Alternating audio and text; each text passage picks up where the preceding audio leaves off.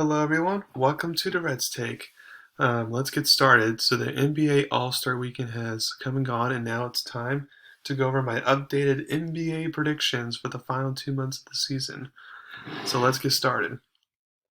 So, let's go to the East first. The number one seed, I have it being Chicago. A couple reasons why. One, I think Alex Cruz is still out, but they're starting to get healthier. They even picked up veteran free agents and Tristan Thompson, from the buyout market and all that.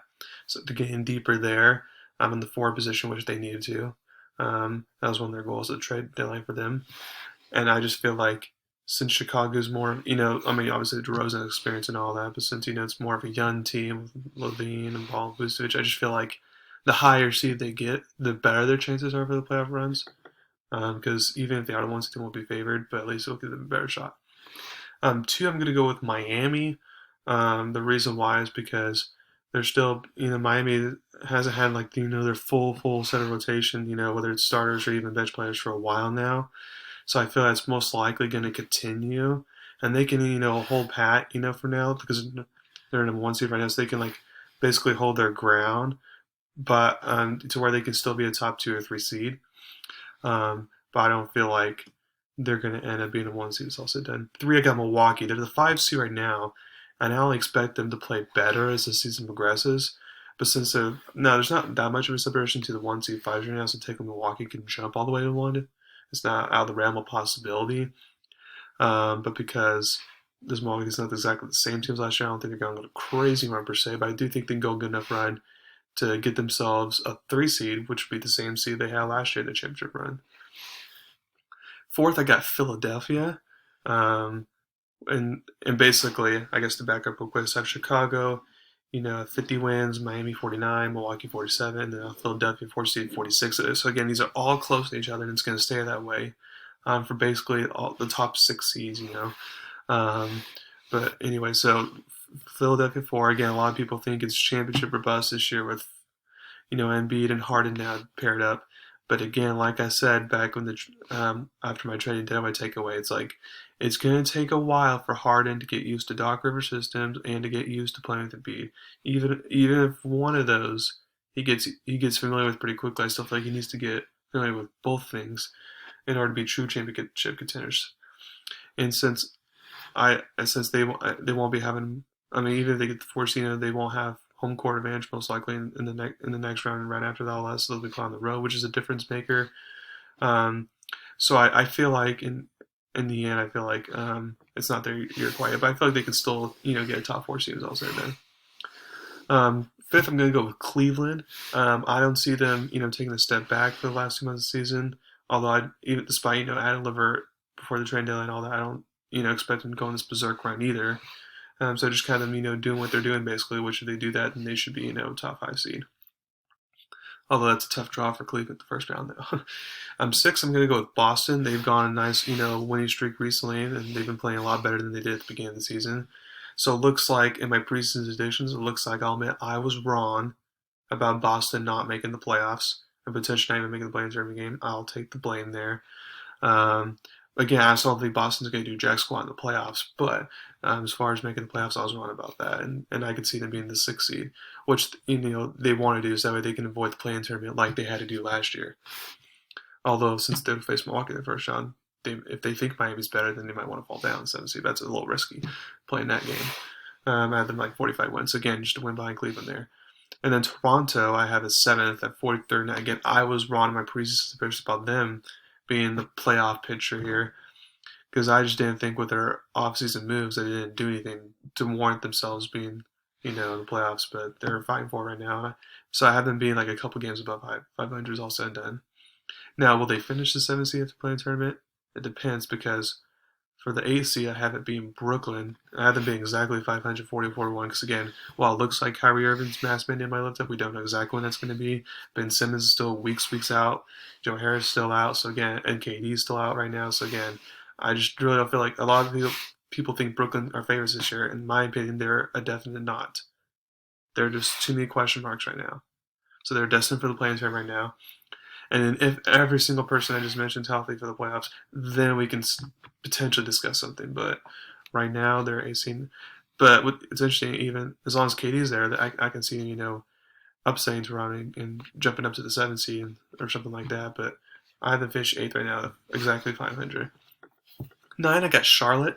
Now I thought they would be a little bit higher than they currently are right now, which is actually I think it was either 8th or ninth. But um, for some reason they ended the last couple weeks basically before the All Star break pretty horribly. So they have to get back on track if they want to avoid the play-in tournament, or at least have a home at least have home court advantage throughout the play-in tournament, like Toronto having. So I don't feel like that'll happen. I feel like teams kind of figured them out by now. Not a lot of players I thought would progress have progressed. Basically, they'll either stay the same. Oh, I guess Miles Bridges is the only ones really progressed. Everyone else, including Balls, kind of like stay the same as or has gotten worse. Um, like Gordon Hayward being healthy. Kelly Oubre Jr. has been nice here and there, but again, just inconsistency there. So they haven't been as good as I thought. So I have them a couple games under 500, but getting into the 9 seeds, and then the 10 seeds, so the last game for the play-in tournament would be Atlanta, the one game under Charlotte there.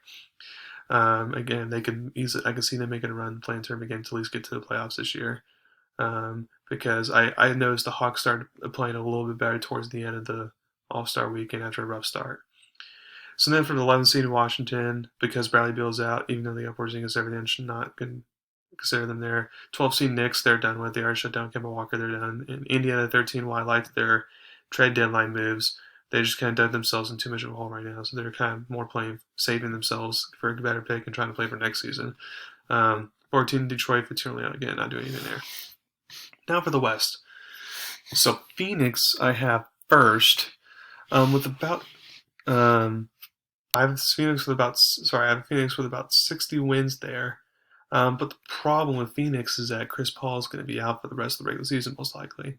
So while I do think Phoenix will maintain the first seed line when it's all said and done, um, they won't win as many games as they would have this regular season if Chris Paul were to play, basically. But regardless, they'll still hold the 1 seed. Then I got Golden State holding the number 2 spot because I think Draymond Green will come back eventually, and as we've seen, Clay is starting to get better and better, and Steph does need to become more consistent. But if he can put 50 pointers like he did in the All Star game, then Golden State be fine at least to get the 2 seed for the regular season. 3rd seed, I have Memphis. Now I could possibly see Utah dropping them for that 3rd spot, but since Memphis has a big enough lead right now and they haven't shown any signs of regression per se, and this is all with like one of their key starters, Dylan Brooks, being out. I just feel like Memphis is one of those regular season teams that they're going for the highest seed, even though they might not do a lot in the playoffs. So I have them remaining at 3rd. 4th, I'm going to go with Utah remaining 4th there, so that we can at least get have home court advantage for at least the first round of the playoffs. With about 50 wins there. So Golden State was like 58, Memphis 52, 53, Utah 50, and then Dallas I have remaining at 5th, about 48 wins. It's going to be interesting because without Porzingis, I mean, I guess having Bertans and Dinwiddie is better than just not having Porzingis play at all per se. And Luka is playing, now starting to play, what we expect him to play and all that. But and they're playing better defense. So, but again, I just feel like since their bench is not that great right now, especially Tim Hardaway Jr. being out, for the rest of the season and all that, I just don't see them climbing, higher to where they can finally host a home court playoff game. So I feel like they'll be the same seed as last year, which is 5th. 6th, I'm going with Denver. We still don't know if Michael Porter Jr. is coming back or if he's coming back. Same with Jamal Murray.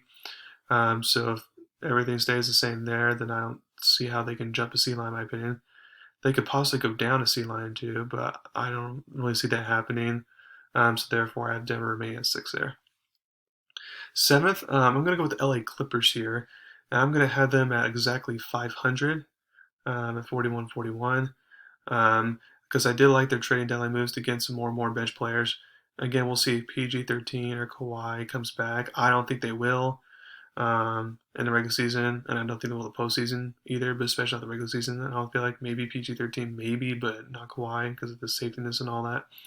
But I do feel like the Clippers can at least get the 7th seed so that way they can host, in the play-in tournament. 8th, I've got Minnesota. I have them as the exact same record, actually. And I think Minnesota can win their play-in tournament games, potentially make the playoffs. We'll see there, but I like what Minnesota's been doing recently. They have everyone mostly healthy, so I'm going to see what they do from here. 9, I'm going to go with Portland here. And you might think that's a surprise, but Anthony Simons has been a beast for them. Now, Justin Nurkic is out for them for at least a month, so that's definitely going to cause some problems there because Cody Zeller is not the answer there. But since I don't think a lot of the other teams will fight for ninth place, Portland just kind of win it more by sheer good coaching from Chauncey Billups basically, and she wrote from Anthony Simons. 10th, I'm gonna have Los Angeles Lakers barely making the play-in tournament game here, so they can at least have that as an accomplishment. Despite AD being out and Russell wasn't being too consistent. Now I don't think they're gonna win 2 playing games in a row to make the playoffs, but at least they can make the play-in tournament. 11, New Orleans, and again this is barely because I do like CJ McCollum and Brandon Ingram together and all that. But again, without Zion, they're not going to do jack squat. And I feel like, despite all the offense, they're still a bad defensive team. So I feel like they're just too inconsistent to where they can get themselves to knock either Portland Lakers after that playing tournament. Now, when it surprised me at the playing tournament, but right now I'm just not seeing it. San Antonio, I have as 12th at 30 and 52. I just don't, see them making a, last minute run. I feel like this is, Popovich is playing to, get a couple more wins to be the highest, winning coach ever in the NBA, and then call it good. 13 Sacramento. Again, I like adding Sabonis and all that, but again, it's not going to change anything for the rest of the season here. And then 14 Oklahoma City. Obviously 15 Houston. So there you go. So those are my updated predictions for the last 2 months of the regular NBA season. Now, again, I'm not going to go over playoff scenarios right now. What would happen here or there if this were to happen? But I feel pretty strongly in the West. I pretty feel strong about my standings. But even the East, it'll be pretty interesting to see how that all shakes out. So thank you very much for listening to my podcast today. Please subscribe to my channel and learn about me. Thank you very much. You have a wonderful day.